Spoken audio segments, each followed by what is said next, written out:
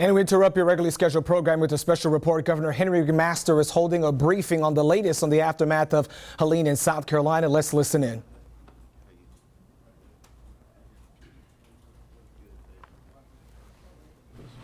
Okay. Y'all, thank you very much. We have a lot of information. We'll try to get right to it. We'll start with, this is Josie McDaniel will be signing. Holly May is there watching. Chaplain Jeff Shealy, please.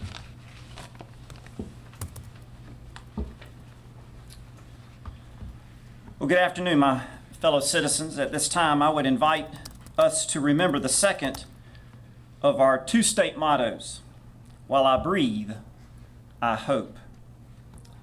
So whatever your background or your faith tradition, whatever your convictions, I call on us to pause and to breathe and to trust that wherever there is breath, there is life.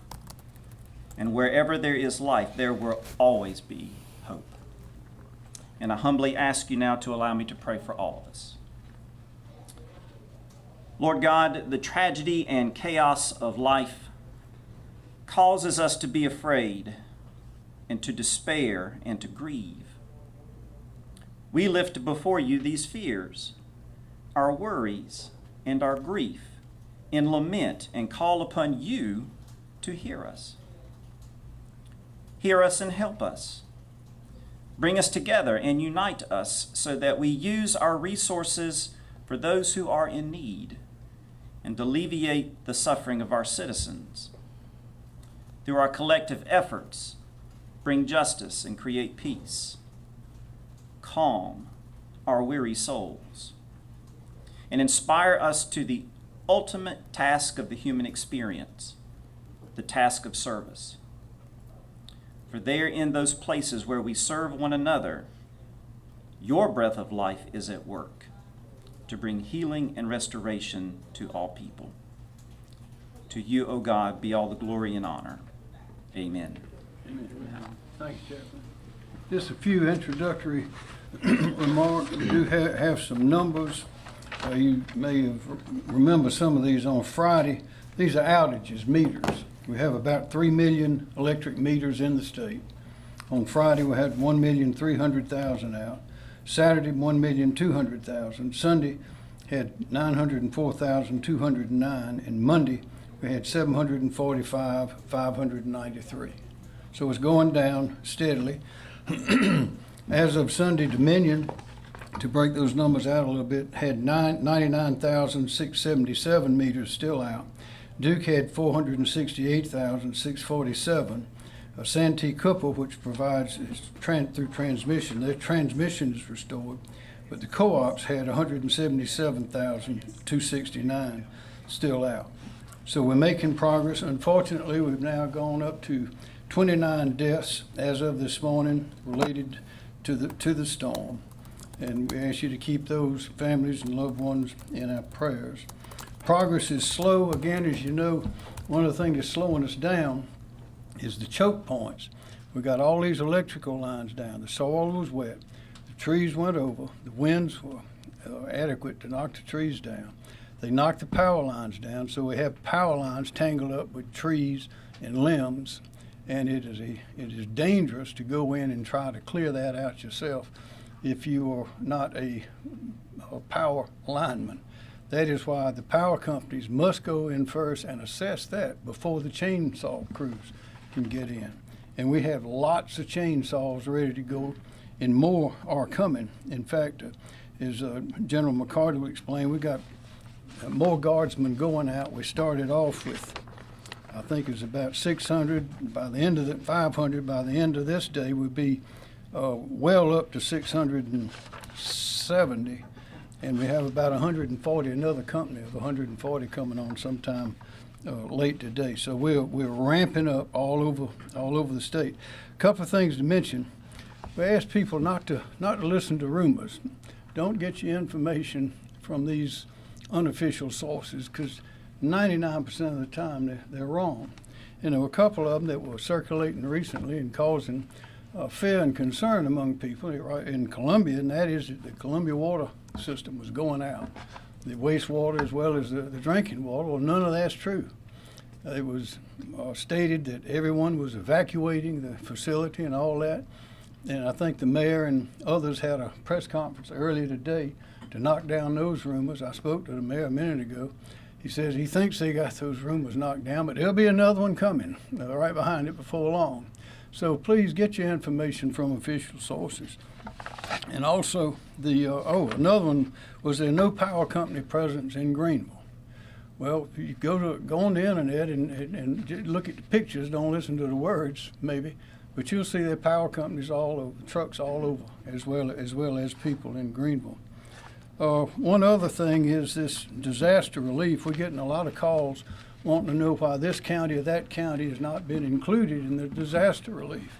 That is because under the federal procedure, although we got the declaration to provide funds for the disaster relief, the counties themselves must send in the information here for us to transmit it to FEMA. It doesn't work any other way. And if incorrect or fraudulent information is sent in, that is a federal crime. So we cannot send in information. Director Stinson can explain this again in more detail, but we can't send it in unless it is sent in to us, and it's got to be accurate. And most of the counties have not sent anything in to us to send in. So county officials, once you get the information, it takes a little while to assess the damages, but once we get that once you get that information, and then we have that information, we get it right in. Again, progress is slow due to that choke point that I mentioned. Still a good warning: don't go near those down lines. Don't take a chance. Don't put any sort of equipment in the house running. Don't have your generator going. We've had people die because of that, at least one. Also, we don't think that we're going to have any unusual flooding. We think that the flooding that we'll be having, some of the rivers have already crested and are going down. Others are still building up. In Columbia here, the Congaree will be, I don't think it's crested yet. Maybe it's about to crest. We'll hear about that in a minute. But we don't expect any downriver unusual water going up outside of the floodplain. Also, I mentioned the National Guard. We are fully conversant in dealing with FEMA. We got a call, I think I told you before, Deanie Criswell had called several days ago. President Biden called late yesterday afternoon, and we have embedded with us Brett Howard with FEMA. And so we are working that and getting whatever we're entitled to have or allowed to have. And we've got the whole team on the field. Everybody that is available, even some that usually don't go out in the field, they're all out in the field now. And so we have a great team and because of experience, we got a great working relationship with all these different companies and entities, as well as the various counties. So we're making progress, but again, it's going to take a while because of this situation where the power lines are down. They're tangled up in the trees, and that's slowing us down. That is the main hindrance to getting everything going again. John Quairillo. Thank you, Governor. John Quairillo with the National Weather Service. So I just want to address some of the concerns the Governor brought up with rumors about flooding in Columbia. So understandably, the river flooding in Columbia is an area of concern, especially with people making comparisons to 2015 floods. Well, there is some flooding to homes and roads adjacent to the Broad and Congaree rivers, such as what we're currently seeing in the Riverland Park neighborhood in Casey, for example. The good news is that the rivers, like the Governor had mentioned, are cresting now in the Columbia area. So for reference, the Congaree River at Columbia appears to have crested at 30.58 feet late this morning. This is the 9th highest crest on record and about 1.2 feet below what was observed on the river during the 2015 floods. I think it's important to stress that we don't anticipate any additional significant flooding to occur. Other areas away from the banks of the Broad and Congaree rivers that experienced flooding in 2015 will not see impacts. Flooding in 2015 was so severe because it was not just the river flooding, it was also torrential rainfall, which breached dams and brought creeks and streams well out of their banks. Also have some good news concerning the Watery River at Camden. That river crested late last evening and floodwaters will continue to recede, falling below major flood stage tomorrow. The floodwater will slowly work their way down toward the coast, with major flooding expected on the Santee River in Jamestown by Thursday. Moderate flooding is also possible on parts of the PD. Impacts will be limited, though, to areas more flood-prone right along the river. We also want to urge everyone living along, especially the Congaree and Broad Rivers, to listen to the advice of local officials and remind everyone to avoid driving on any eroded floodways. Thank you, Governor. Thank you. Andrew Bateman, Director, Office of Regulatory Staff. Thank you, Governor. Andrew Bateman, the South Carolina Office of Regulatory Staff. We continue to communicate frequently and work with our utility partners, our federal partners, and other state agencies to help restore power throughout the state. We understand the situation is ongoing. I'll briefly summarize some of the outages that the governor mentioned earlier. The total statewide outages at this point are 745,593. The top 3 impacted counties are Greenville County with just over 200,000 outages, Spartanburg County with just over 154,000 outages, and Anderson County with just over 72,000 outages. Thank you, Governor. Thanks, sir. President Keller Kassam, Dominion Energy. Keller Kassam, Dominion Energy, just some quick numbers. Totally impact customers on our system now, 440,000. Peak outage, 386,000. So that tells you some customers have been out more than once. I'm delighted to say that we finally broke through 100,000 out. We're at 95,000 out currently. Biggest impacted areas are here in Columbia. You know, everybody says, I don't see any line crews in my neighborhood. Well, they see them today. We tried to explain this. Transmission is substation, major taps that you see, get the commercial operations back up so people can get food, they can get gasoline. And that's the process that we've been through. Now we're in the neighborhoods today. So don't hear that anymore. Aiken, the governor was there yesterday. I was with him. That's the area that's hardest hit. In Aiken alone, general assessments indicate that we have over 1,000 broken poles in the town of Aiken alone. So it's going to be a tough recovery in that area. I just want to say that Team South Carolina extends beyond just these folks back here who help us, Chief Keel, Secretary Powell, Jimmy State, and I'd be remiss with Santee Cooper because they have come in and they offered up 143 line crews on the transmission side to assist us for mutual assistance because of the good fortune that they've had down there. The DOT has been tremendous with our crews working jointly trying to clear these roads. We make sure the lines are de-energized. They come in and provide that support. Brian Sterling, Department of Corrections, has got some chainsaw crews out there for us. And the things that mean the most of all the kind gestures that are shown to our linemen who are out there, no sleep, sweating. We try to keep them fed, but when they go in to get a drink at a restaurant, there are people all over that are buying their lunch, that are buying them food. That just tells you how wonderful and how blessed we are to live in this Palmetto State. And then Chapin High School, a shout out to them. The young people at Chapin High School, they don't have class, but what they are doing is tomorrow at 9 o'clock, they're going to feed 150 linemen, those students. So it's overwhelming. We feel so blessed in the midst of all of this difficulty that we're facing right now, but we'll get through it, we'll endure, and we'll get stronger, and it'll bring us even closer together. Thank you, Governor. Thank you, sir. State President Mike Callahan, Duke Energy. Mike Callahan, South Carolina President, Duke Energy. Thank you, Governor, and thank you to everyone around behind me. Team South Carolina is certainly going to get through this, and I just want to express my appreciation for all of the support that we feel, as Keller talked about. So Duke Energy has made significant progress since Friday morning, assessing and repairing the substantial damage to our infrastructure. I just had a briefing on that progress and some numbers for you. The number of customers without power continues to come down, now approaching about 450,000. As of yesterday afternoon, that was 530,000, so significant work there. And that compares to about 625,000 that were without power as the storm left the region on Friday. The poles, wires, and even some of the substations that make up our transmission system experienced significant damage. This infrastructure must be repaired before service can be restored to neighborhoods and businesses. So for example, we had 108 transmission lines that were out of service yesterday, and we have brought back 40 of those into service today. We had 117 substations out of service yesterday, and we brought back 35 of those this morning. And to date, we have restored about 50% of the substations that were damaged by the storm. So the team is hard at work on rebuilding this infrastructure that really serves as the backbone of our system to take power that's generated at our plants and ultimately deliver it to our customers.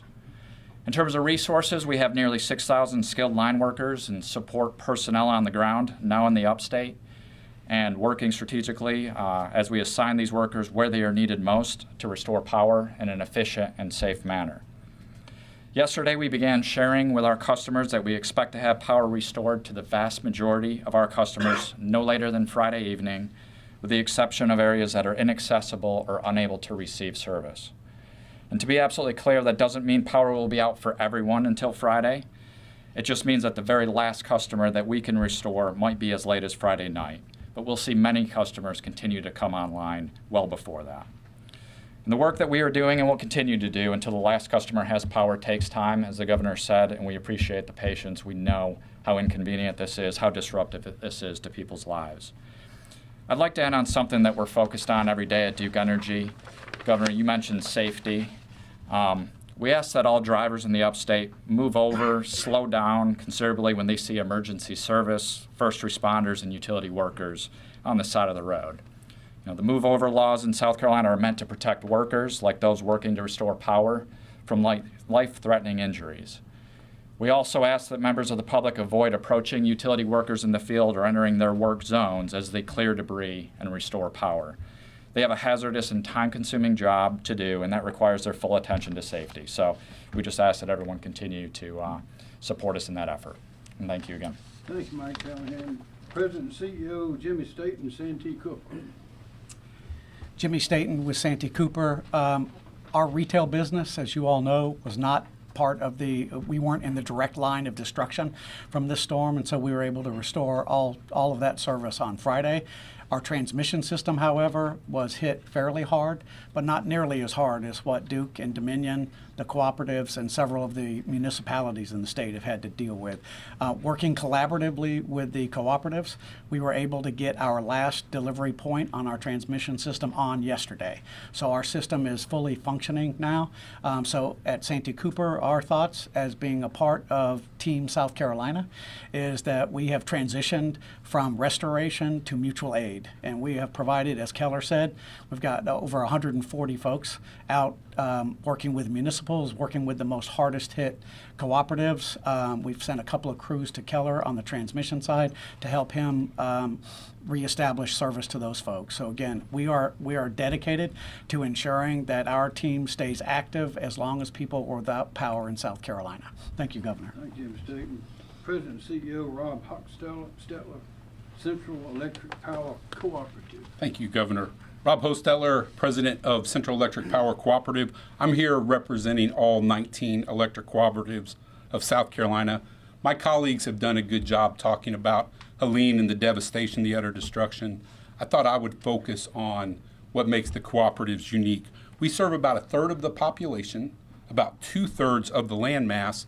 We operate in all 46 counties in the state. Our peak count of outages was 425 meters without power. Today, crews are working around the clock. People work in the evening as well. We have more than 300 additional people who have come in from outside the state to join Team South Carolina, coming from many states, through mutual aid. These people come in trained and ready to go to work. Our eastern cooperatives that weren't hit as hard are all helping the western cooperatives put power back in place. I would like to say the cavalry is here, but the cavalry continues to show up. More people are showing up every day from these states, some as far away as Kansas and Iowa. As Mike mentioned, it could be a week or more for some people to get their power back, but people will be getting power back during that time. We serve some of the most rural and remote parts of the state, and that takes time to get there. The exception being those very limited places where there just is utter destruction. This is unprecedented damage. The western side of our state saw what I call the dirty side of the hurricane. That northeastern side is where you get utter destruction. More rain, more wind, more damage. And so this is not a typical storm restoration for our state in that part of the country, that part of the state, the upper part of the state. It's a rebuild. And that's the way I'm starting to think of it. It is harder to rebuild in mountainous areas than it is where it's flat. We're still assessing damages in those areas that we cannot get to because of the thousands of trees down. But just a couple of stats. Last time I checked, more than 1,900 poles were snapped. Just for context, it takes about a four-person crew up to 4 hours to replace a single pole. So that's a lot of work to be done. Co-ops by nature are not as dense. So a few poles for us might only bring on a few meters, where a few poles in more suburban areas might bring on full neighborhoods. We are making progress. A good way to explain what all my colleagues talked about is thinking about we deliver electrons like cars are delivered on highways and interstates. The transmission system is the interstates. The delivery points that you heard them talk about are the exits off the interstates. We depend on them. Keller from Dominion, Mike from Duke Energy, Jimmy from Santee Cooper, to get those interstates open and get the exits open so that we can go get the service on the roads that run in front of your home, in front of your communities. That's what we call distribution. That's what the co-ops do. A little bit about what our employees are doing. Every employee is working on these things in the state. It's around the clock. It is a dangerous work. As Mike said, give them space to do their jobs, offer them some breath. They live in the communities they serve. They know how important it is, electricity, to all of us every day. They get it. One good example to me that really hit home was a crew member at Black River Electric out of Sumter, South Carolina. Unfortunately, their home burned to the ground, total loss on Friday. That person was back to work on the weekend to help other people. And I just think that's amazing. We get it as society, electricity is important. The few people, and really multiple people, that are asking, what can we do to help? And I would tell you what you can do to help is, one, be safe yourselves. Please be safe. Offer some patience to the employees that are out working. Give them space to do their work. I've had employees ask me to ask the same thing. Please slow down when you're working around them. A few tales of people bypassing cones, forcing people to jump out of the way, and that's destructive. Bear with us. We're working. Offer space to people doing their jobs. Let them do their jobs. Thank you, Governor. Thank you. Kim Stinson, South Carolina Emergency Management Division. Thank you, sir. Kim Stinson with State EMD. The State Emergency Operations Center remains at OPCON 1, Operating Condition 1, which is our highest readiness state. The top State Emergency Operations Center priorities right now are maintaining communications, clearing roadways, power restoration, shelter operation, and food and water distribution.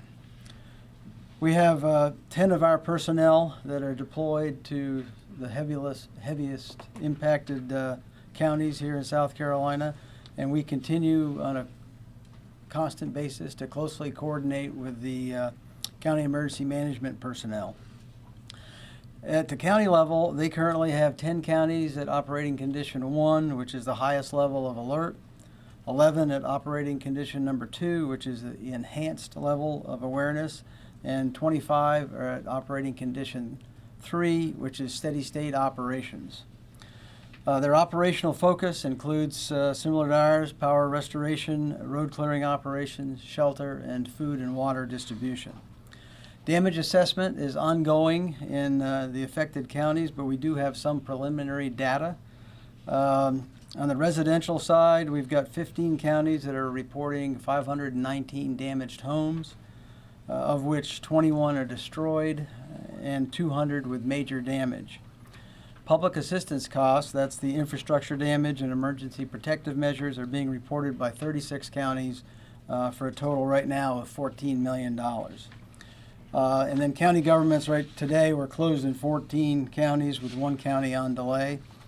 In the logistics area, our Winsboro warehouse is operational with food, water, and tarps.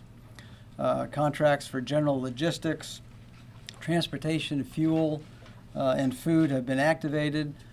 So far, we have actioned 450 requests, of which 145 have been completed and 305 are in progress. The most requests are for food, water, fuel, and chainsaws. And under the Emergency Management Assistance Compact, we received 2 search and rescue teams from Louisiana. We also have our public information phone system is operational for residents to call in with any questions, and the number is 1-866-246-0133. On the federal side, an expedited major disaster declaration for South Carolina for Hurricane Helene was received last night. And the expedited declaration includes 13 counties for individual assistance. That's Aiken, Anderson, Bamberg, Barnwell, Cherokee, Greenville, Greenwood, Lexington, Oconee, Newberry, Pickens, Saluda, and Spartanburg counties. Then 12 counties for public assistance, and that's debris and emergency protective measures, were Aiken, Anderson, Bamberg, Barnwell, Cherokee, Greenville, Greenwood, Oconee, Newberry, Pickens, Saluda, and Spartanburg counties. All counties are also eligible for funding under the Hazard Mitigation Grant Program, which funds mitigation projects designed to limit the effects of future disasters, and that can range from wind retrofits to elevating homes. Counties can be added later for both individual or public assistance once damage assessment activities have been completed. Normally, there is a more deliberative process in requesting federal disaster assistance, which involves conducting joint damage assessments with FEMA personnel, which can take several days and sometimes even weeks. As an example, joint damage assessments with FEMA following Tropical Storm Debbie in August took nearly 2 weeks to complete. With Tropical Storm Helene, it was clear that there was significant damage, and so we thought it best to expedite the request to at least start the process to receive federal assistance faster than normal. Accordingly, the expedited request was based on residential damages reported here at the State Emergency Operations Center, storm-related fatalities, heavy power outages, and vulnerability of affected populations. And we do have a federal coordinating officer, Brett Howard, who is here to coordinate that federal assistance as it becomes available. Thank you, sir. Thank you. Major General Van McCarty, South Carolina National Guard. Thank you, Governor. Major General Van McCarty, the Military Department of South Carolina. As the Governor initially said, we have over 600 soldiers who are currently deployed for state active duty. We are in the process of bringing on additional personnel to ensure that we have the resources to meet the demands of the state. We continue to have significant aviation assets to support all needs, to include the SC Heart mission that has been uniquely used in this particular case. We, through the Emergency Management Assistance Compact, we EMAC'd 2 UH-72 helicopters and 2 CH-47 helicopters to North Carolina. 2 of those UH-72s are part of the SC Heart mission, the Helicopter Aquatic Rescue Team. They rescued 20 folks in North Carolina yesterday, so they made a difference. They saved lives. As we continue to bring on forces, we are also in the process of EMACing additional forces to South Carolina from the state of Florida. A unique EMAC for us, we're bringing in an Air Force but Air Guard resource from Florida. It's called a Red Horse unit. It's a small unit, but it brings a lot of capability as it relates to what we need right now, and that's debris clearing capability. So we look forward to having those soldiers or airmen from Florida tomorrow. We're also in the process of looking to other states to bring in additional resources, and we will adjust those resources as the situation requires. We're also working with our state guard, integrating them with missions for support to the counties. To this point, we have been focusing most of our missions with our engineers to support South Carolina Department of Transportation and ensuring that we can get the state highways back up. We're in the process now of shifting our focus of work from that mission, and we're going to now, focus our work to the counties. We're going to deploy engineering assets to each county. Those counties will have the opportunity through their emergency operations centers to prioritize their needs, and our soldiers there will help them recover as the situation requires. We're in good standing here in South Carolina. We have plenty of resources both in the South Carolina Guard and we can certainly reach out to other states and to Title X to help us in the recovery process. Team South Carolina will get through this. Thank you. Thank you. General Secretary Justin Powell, Department of Transportation. Thank you, Governor. Justin Powell, Secretary of the South Carolina Department of Transportation. SCDOT is not slowing down, but is in fact speeding up with our recovery from the Tropical Storm Helene. Our workforce is fully engaged and continues its 24-hour operations in response to this. To date, we now have 87 additional DOT and contractor crews that have been moved into the affected area. That's up from 60 crews that were available yesterday. Continue to do that, and we will continue to send additional people and equipment into the affected areas until we get the job done. We ask for the public's patience through this disaster. I encourage motorists when they come across, whether it's a public works crew, a DOT crew, a utility crew, a public safety crew, a National Guard crew, any of those working on the side of the road, slow down, give them their space, make sure that they can do their jobs. We want everyone to get home at the end of the day. At present, we have 480 roads closed across the state, but we have reopened 287 routes so far. As power companies focus more on getting into the distribution side of things, we will be able to be reopening more routes as they untangle the power lines that are on the trees that are in the roads. SCDOT is working very closely with the utility providers and assisting them in clearing the trees so we can get the power grid restored as quickly as possible. I do want to talk a little bit about the water levels on the Congaree and Wateree rivers. We see no threat to the bridges there and have been actively monitoring and closely watching that. It resolves that, but we have no concerns that there is any threat from flooding on those structures. And finally, we're getting the trees out of the roadway quickly. As you travel, you will see piles of debris and trees piling up on the side of the road. Know that we are in the process of activating our debris removal plan, and we'll start working on it in October. Thank you. Thank you, Governor. Thanks, sir. Director Robert Woods, South Carolina Department of Public Safety.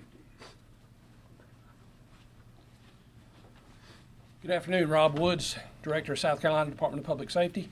Just to give you an idea as to where we are with regard to the traffic management mission.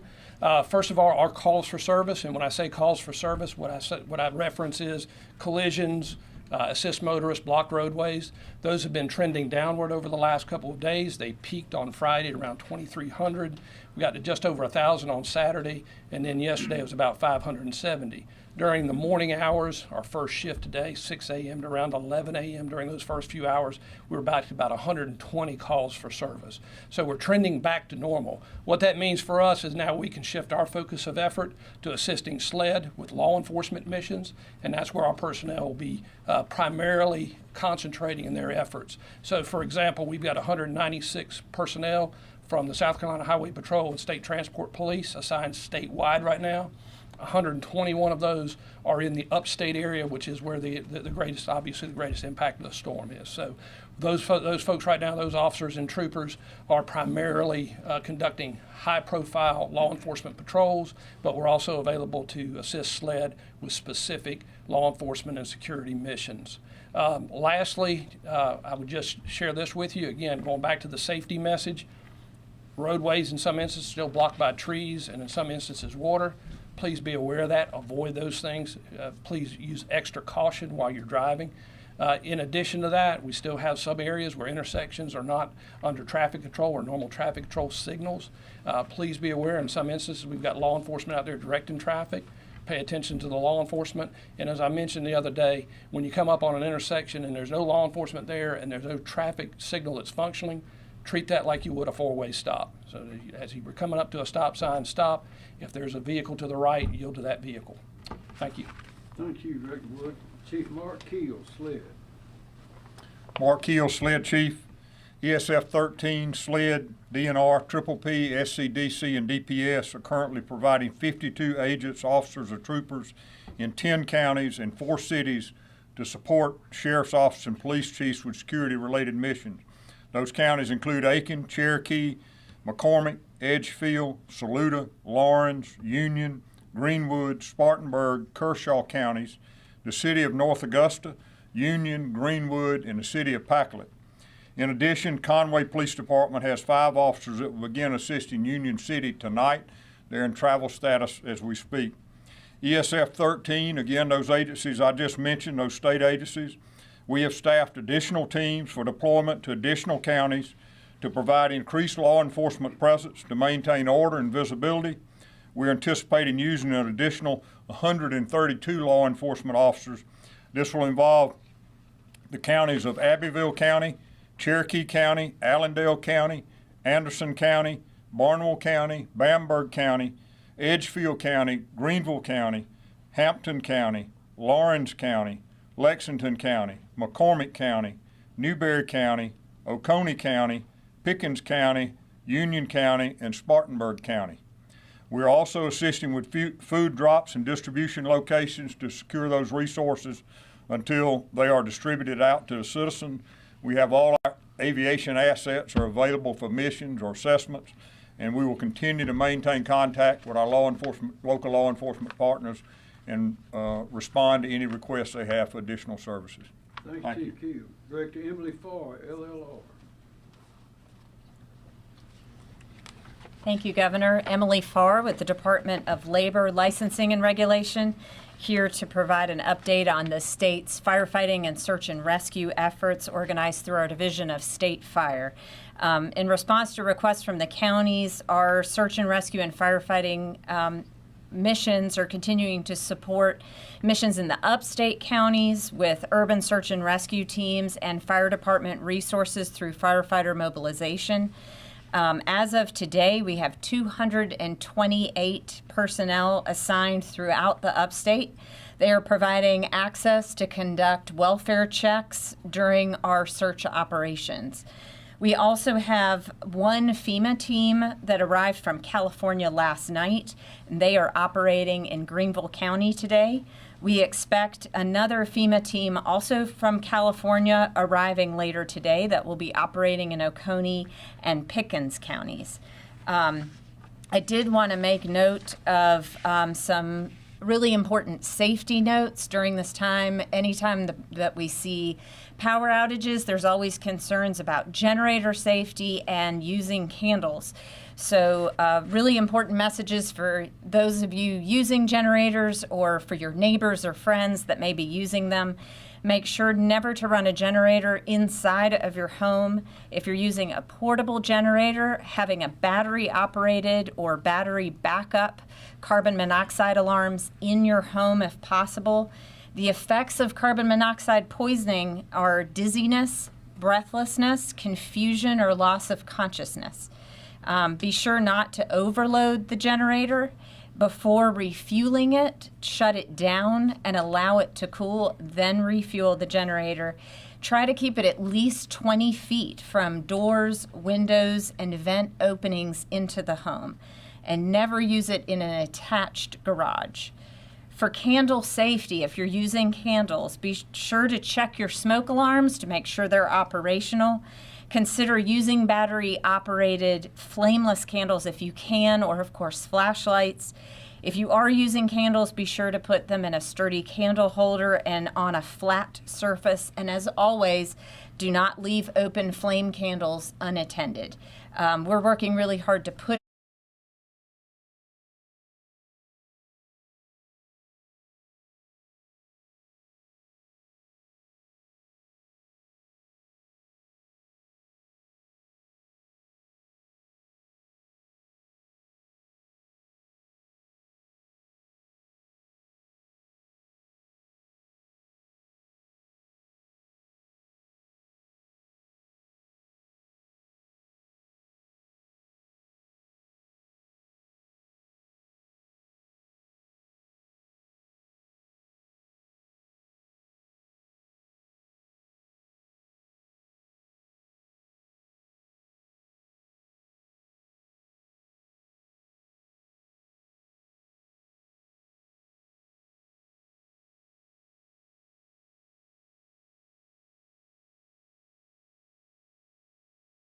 push this message out as much as we can in partnership with EMD and others, but these are very important safety notes for all of our folks without power.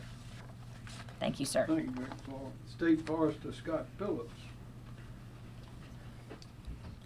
Good afternoon. The Forestry Commission is currently continues to support road clearing operations in the Piedmont of South Carolina. Our incident management team continues to support EMD's points of distribution mission, which is delivering food and water to affected areas within the state. The agency is also working on a damage assessment for South Carolina. We got airplanes in the air currently looking at what is the damage to our forest in South Carolina. We are implementing a state forester's burn ban effective tomorrow morning. So it's Tuesday, October 1st at 6 a.m. The purpose of that burn ban is to relieve strain on first responders that are currently out there working in the field. As the governor said a while ago, 10 general population shelters and 6 medical needs shelters open across the state, supporting around 206 individuals currently. We continue to work with Department of Public Health with operation of these sites with Red Cross and a few other organizations. And we continue to work on feeding programs. We have a mass feeding sites currently available in the following areas: Aiken County, which is servicing Aiken, Edgefield, and Barnwell counties, Saluda County, and the southern part of Richland County, Gadsden area. And those are being operated by the Salvation Army. And just want to thank the communities and churches and businesses that are working with their local communities and the citizens to make sure that there is feeding and water. Thank you. Thank you. Dr. Edward Seymour, South Carolina Department of Public Health. Thank you, Governor. Good afternoon. Dr. Ed Simmons, South Carolina Department of Public Health. First, wanted to give an update on our healthcare facilities. Thanks to great work from our utility partners, all of our hospitals have had power restored and are fully operational and open, so that's very good news. We still have nursing homes and assisted livings and other facilities that are running on generator power. We are working closely with them. All of their patients are being well taken care of. They have adequate food and fuel, and we, again, are checking in on them regularly. From the medical needs standpoint, Director Leach mentioned that we have the medical needs shelters. Those are for people who have medical equipment and need a secure source of electricity to run that medical equipment. If you think you might be needing one of those, please call us at 1-855-472-3432. Again, 855-472-3432. We will work with you to identify what your needs are and then get you to one of our shelters if that's appropriate. I will also note, we know there's a number of people who need medical oxygen, and that has been a challenge. We have secured a supply of medical oxygen, the small bottles, the personal size bottles of those, and are currently transporting that to the upstate in a number of different areas and working with our counties and the medical facilities up there to develop a distribution plan, and you'll be hearing more about that very soon. Finally, just a couple of public health issues to be thinking about. One is food safety. If you have food in a refrigerator or a freezer without power, it's time to throw it out. Please make sure you put it in a secure container so wild animals don't get into it, but that food is no longer safe and unfortunately needs to go. Also, please make sure that if you have standing water that you're able to drain, get rid of that. We're very concerned about mosquitoes and mosquito-borne illness after this storm. The less standing water we have, the less mosquitoes we will have. And finally, if you're working in your yard, you're working to clear debris, be careful of heat illness. The heat index is going to be in the mid-80s in the upstate the next several days. That's certainly hot enough if you're working hard to develop heat illness. Make sure you're drinking water, taking frequent breaks, and if you start to feel overheated, find a cool location to cool off so you don't succumb to heat illness, which can have serious outcomes. With that, sir, thank you very much. Thank you, Ed Seymour. Interim Director Myra Reese, South Carolina Department of Environmental Services. Thank you, Governor. Good afternoon, Myra Reese, Department of Environmental Services. The team at DES have been very laser focused on the following areas of responsibility and priorities, beginning with dams. Our dam safety program is not aware of any significant issues with our state-regulated dams because of Helene. We are continuing our post-storm assessments, and as a reminder, we were looking at the dams that were located in counties that received significant rainfall greater than 8 inches, and we identified about 200 dams. The counties they are located is Pickens, Greenwood, Lawrence, Oconee, Abbeville, Aiken, Anderson, Edgefield, and Greenville. We have assessed the condition of about 104 dams. 45 of those we were able to get to the site and have staff assessments. The remaining 59 were self-reports from the dam owners. The concerns with overtopping of dams have greatly diminished. However, debris accumulations in spillways is a concern both now and in weeks to come as runoff from rainfall washes into reservoirs, including limbs and debris. So this is a message to our dam owners. We're asking you to continue monitoring water levels and continue to ensure spillways are clear and free of debris. In addition, you should also monitor for voids in the dams created by fallen trees. If voids are noted or any assistance is needed for our dam owners, please contact our dam safety staff at 803-898-4050. Again, 803-898-4050. We're on call 24 hours. Drinking water, no issues have been reported related to the supply of public drinking water to our citizens. As the governor mentioned, we're aware of a lot of misinformation being spread right now about drinking water and wastewater operations. The governor mentioned the City of Columbia held a press conference earlier today to address those rumors, and we're aware of other utilities working to clarify misinformation as well. I just want to strongly encourage everyone to please get your information directly from the utilities themselves. Please don't rely on hearsay or social media posts unless the social media updates are directly from the utilities themselves. We continue to reach out to drinking water and wastewater systems across the state, especially those in the heavily impacted areas, so that we can monitor their status. And one in particular area is to check on fuel supply status for those that are relying on generator power until permanent power is obtained. We have been in direct communications with many of these systems, down from the largest to the smallest. And they all are currently able to treat and distribute drinking water to their customers. And we're working hard to make sure it stays that way. We do continue to receive notifications of drinking water facilities that are taking precautionary measures to conserve water, and in some cases issuing boil water advisories because of low pressure within the system. Please follow information directly from your local drinking water provider for the latest updates. And just as with drinking water, we're aware of a lot of misinformation about facilities' operation status on the wastewater side. We have been notified of some sanitary sewer overflows, as you would expect with any storm of this significance, and we will remain in communication with our state's wastewater facilities to provide technical assistance. We're also making sure that those providers understand the circumstances in which they need to issue public notifications about a local sanitary sewer overflow. Debris management, we're communicating with our state partners and with local entities about debris management sites, and that we will approve alternative debris sites as needed so you can get the debris off of your property.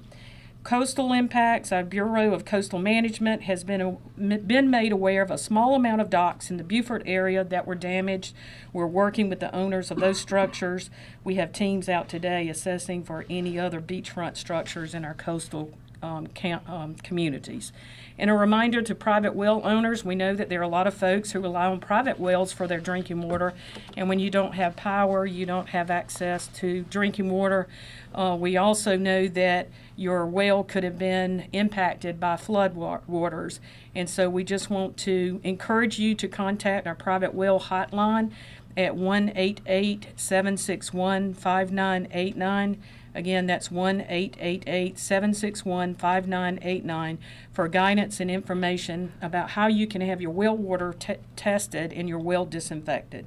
In closing, just a reminder about flood water. We want to continue to remind all South Carolinians to avoid floodwaters and use extreme caution around them. As you are aware, there are many harmful things that could have an impact on your health, and we'd like you to be reminded to take precautions. Thank you. Thank you, Maurice. Director Marcia Adams, South Carolina Department of Administration. Yes, good afternoon. Marcia Adams, South Carolina Department of Administration. And I'm going to update you today on donated goods. And I first want to say thank you to all the citizens in the state and those outside of the state for their many offers of assistance. We're continuing to work with counties to determine their needs for donated goods and volunteers, and just want to thank everyone for what they are doing to help South Carolina. Because donations of products for disaster relief require transportation and warehousing, the most effective donation is usually a monetary donation. Charitable organizations assisting South Carolina victims can use those donations to purchase locally, if possible, the exact items those victims need to recover. We are requesting that all monetary donations, food, or other donated goods be sent directly to South Carolina voluntary organizations who are assisting our state with a disaster response. A list of those organizations can be found at scemd.org/recovery/volunteer and donate. For people interested in volunteering, you can also visit that same website where there is a link to volunteersc.org to register to volunteer. Many volunteer opportunities require specialized training, and we want to ensure that all volunteers are safe during the response and recovery activities. Please do not self-deploy, as unexpectedly showing up at a location will create an additional burden for first responders. As public officials and disaster relief organizations identify specific needs, if you are registered, you will be contacted. Again, thank you for all of the offers for assistance. Thank you, Governor. Thank you, Mark. Well, that's a lot of information.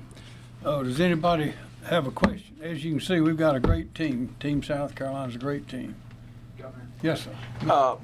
So on Wednesday evening, about 6:50, the National Weather Service in Columbia issued advisory that we're going to get tropical storm winds here in the Midlands, indicating we're going to get some stronger winds further west.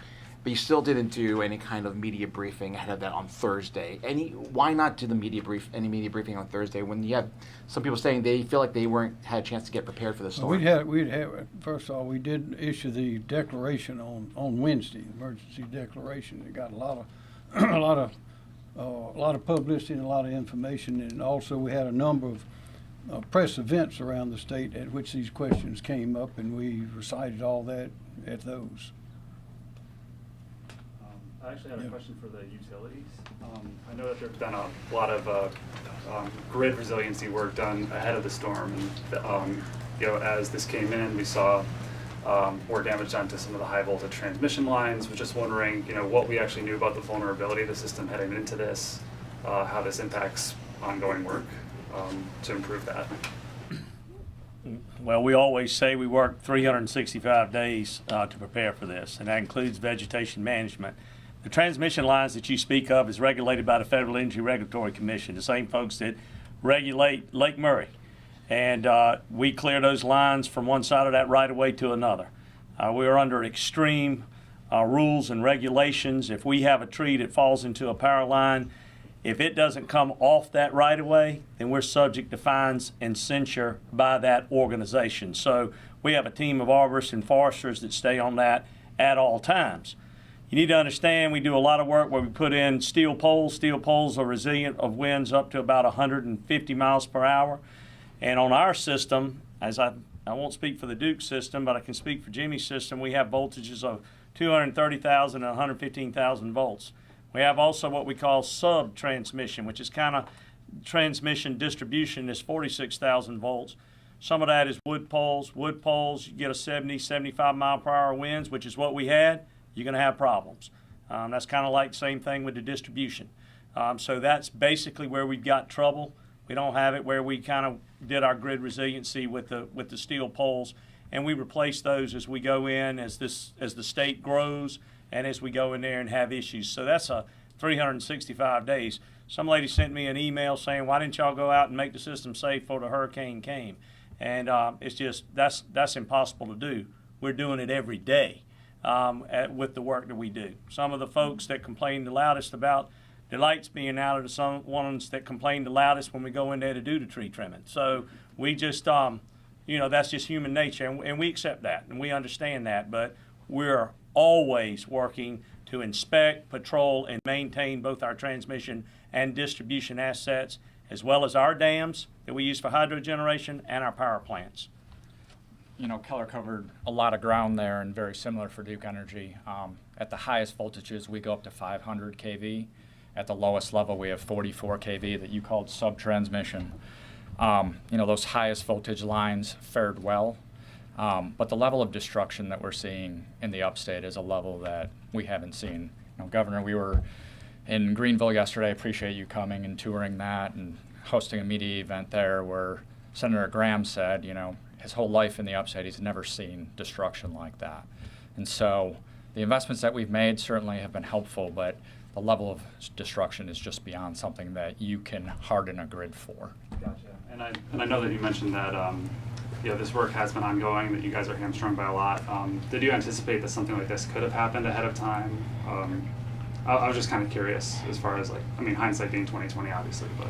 Yeah, there's always preparation for any kind of natural disaster. It's interesting in the upstate, what I usually lose sleep over and think about most is an ice storm. We've had those before that cause this level of destruction, and so we do what we can to build infrastructure.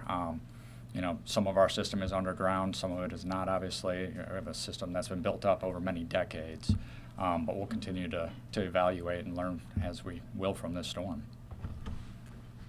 Yes. Governor, you mentioned that you spoke with President Biden yesterday. Well, I didn't speak with him. His message was one of a number. Okay, and what specifically are the feds providing for? That's what we just talking about. Yeah.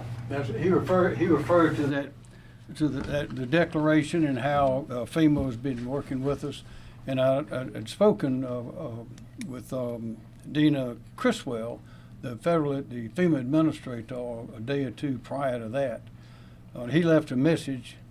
I was busy, couldn't answer the phone, so I called him back and left a message for him. So I expect we probably talked before long, but he's good about staying in touch. And FEMA's always been a big help.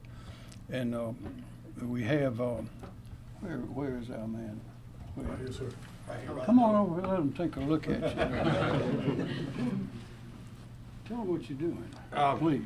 Okay, sure, be glad to. Hi, I'm Brett Howard. I've been appointed as the Federal Coordinating Officer for Hurricane Helene. Currently, as you heard through this, we've got 2 USAR teams that one is employed, one is on the way. That encompasses about 90 personnel for both 45 that are on the ground. I've got staff that are inbound to start getting out into the communities that are impacted by this disaster that have the declaration in those counties.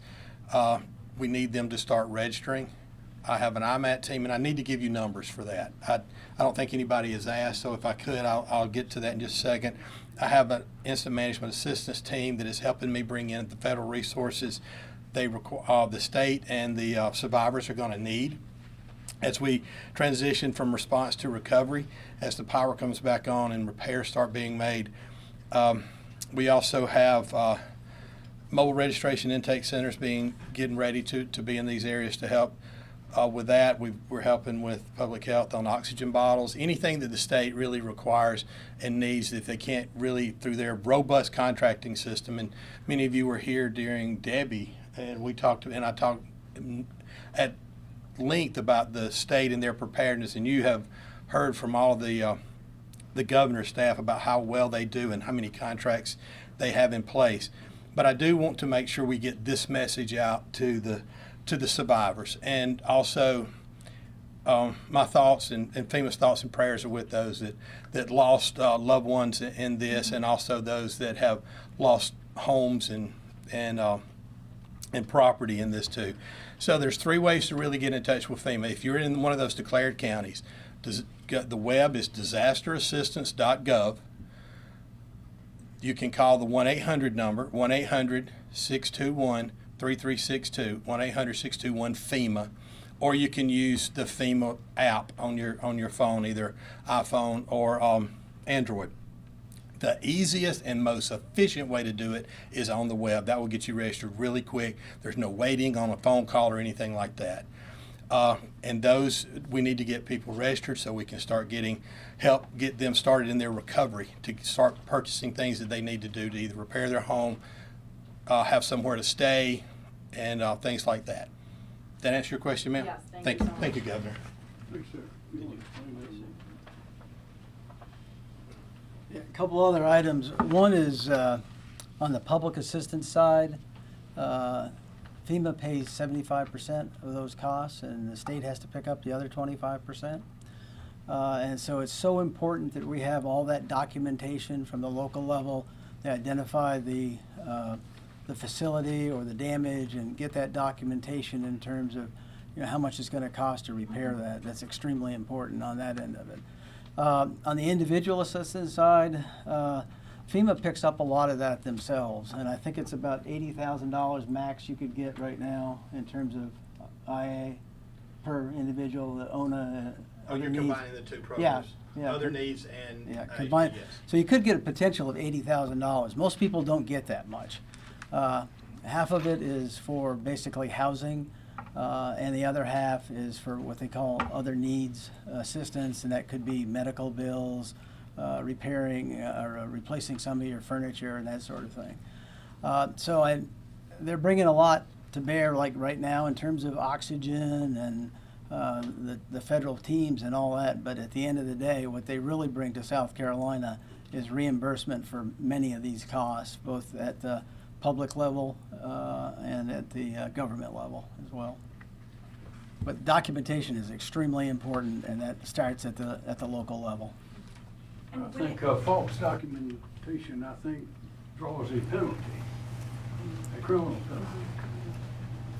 So we should be correct about it, right? Be correct, yeah. Thank you. More questions? Yes, so when it comes to the daily assistance, we're seeing a lot of, private citizens offering water, places to charge phones, take showers, things like that. Other than shelters, is the state offering any other places to do that? Just to kind of get water, food, anything like that? Well, several people have talked about these points of distribution that we're supplying food and water to the counties.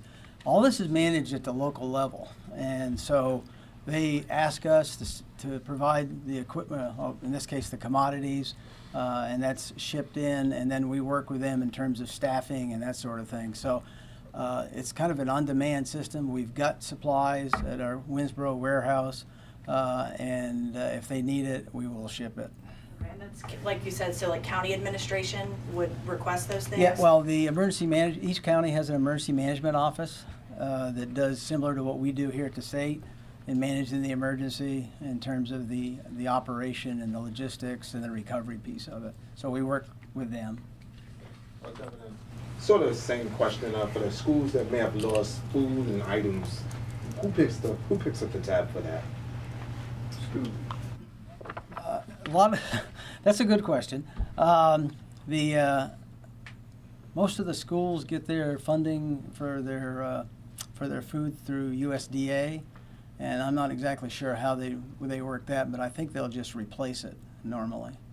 And I don't know if anybody else has a better thought on that or not, but not seeing any. But Governor, can we get a description of what kind of assets were pre-positioned before the storm, and where were they pre-positioned, especially as we hear about crews coming in from out of state to assist our electric utilities?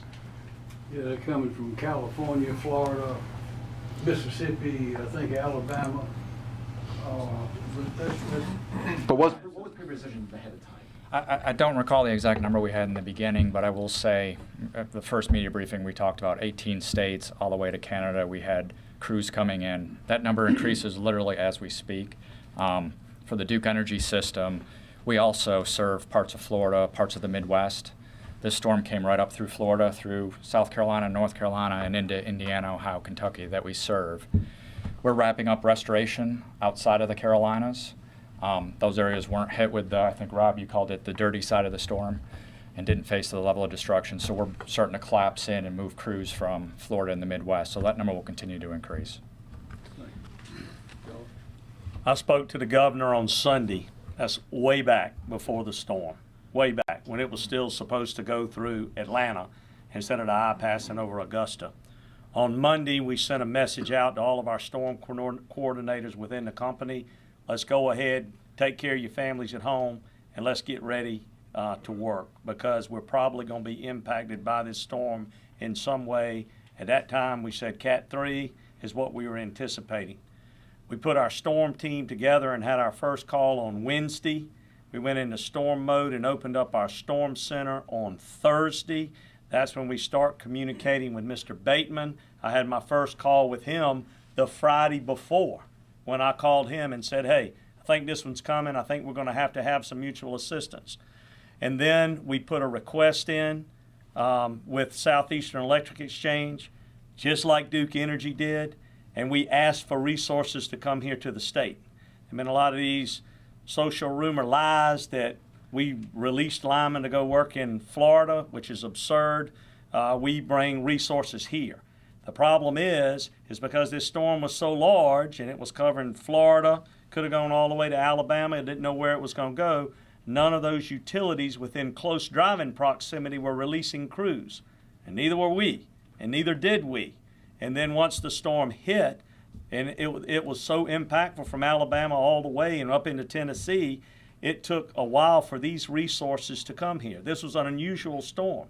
Usually storms come in and hit us direct. They come into the Gulf, go across Florida, and then they impact us as they go up the East Coast. All that energy goes into the Atlantic Ocean and we get the rain. And you've covered those hurricanes. This one was different. It shot right up as a Category 4. It had 350 mile per hour, 350 miles of what it impacted as far as it spreading out. And Tallahassee is 292 miles from Columbia. So here we are. And Aiken's even closer. And Greenville and Spartanburg even closer. And that's why you got the impact that you did. So if I go back to when we started preparing, it was Friday a week for this storm to come. From that regard, we had the resources in place. We had people's minds and hearts trained on what was to come. We started stocking up our material for what was to come, and we put this entire, what the governor refers to as Team South Carolina, in place. And Dominion Energy is just proud to play a small part in all of that because it works, and it worked in this storm as well. Yeah, I think what you got to keep in mind is we were tracking the storm ahead of time. We had started our coordinations. We had started doing things at DOT in terms of moving equipment, moving personnel. So in anticipation of the forecast, we had moved personnel into Pickens County, Anderson, Greenville counties ahead of the storm. We put our crews on 24-hour operations. So they were there. They didn't have to go to the yards and cut their way in. Our crews were cutting their way out. And so they were immediately responding as soon as those 35-mile-an-hour winds came down and started working from there. And then as any storm happens, you've got to be able to adjust to the conditions of what actually happens. And in this case, we had to do that, and that's we've been able to surge because we had those resources prepped and ready to go into the zone. Justin, do you have any sense on when the roads might be cleared? So I think what we're really following is our, the power companies are kind of the main linchpin in this whole process for us. So one of the big things for us is if it's tangled up in a power line, the tree's over there, we got to wait for them to come in, ground it for us. And so we've been working very closely with them. In fact, today is a good example in the North Augusta area. Dominion and our crews were working hand in glove. We're operating the chainsaws, going from there. So I would say I think as the power company is looking towards the end of the next week, or not next week, this week, I think we'll be following right behind from there. Yes, South Carolina Guards also began to monitor the storm early on. After the governor issued his executive order, we brought on 75 soldiers and high water vehicles, the LMTVs, anticipating this to be initially a water event where we may have the need to send in personnel to rescue people that may have been stranded. Very consistent with what we've done in the past with Tropical Storm Debbie and on the coastal region. So we went to that degree to get ready. Immediately after the storm hit, we realized that we had a different storm to contend with. We had already brought in our engineers that are in the headquarters at the 122nd Infantry Battalion in Edgefield immediately began to do what we call immediate response. They had to be able to dig themselves out so they could begin to poise themselves for the missions that they have been conducting now since then. So we leaned ahead, but the storm, as you've already heard, was a lot more impactful than what we had initially anticipated, but it was a planning process based upon what we knew that we enacted upon. Do you have any idea about cell phone towers and how many of those are down, and if that's just power related or if some of these towers need to be rebuilt? Any telecom information here? No, Andrew Bateman, Office of Regulatory Staff. I do not know how many cell phone towers are down. That's something I can look into and get that information to you, though. Marcia Adams, South Carolina Department of Administration. I don't know the number of towers, but I do know the percentage of cell phone outages statewide is 13% today. That's down from 18% yesterday, with the highest concentration of those outages in Abbeville, McCormick, and Lawrence counties. Are we seeing any gas shortages anywhere, and if so, in what counties? Hey, thank you. Andrew Bateman, ORS. We've been in frequent communication with gas suppliers throughout the state. Our contact at Colonial Pipeline tells us that there is not a gas shortage. There are some stations that are out of power currently. I think right now probably a good resource for folks to use would be gasbuddy.com. You can download the app or get on the website, and it'll indicate to you which gas stations are open and actually indicate the prices. Governor, Clemson's widely criticized for playing their game on Saturday. What do you think they should have done? That is a good question for Clemson. Any more? So, I mean, another hindsight question.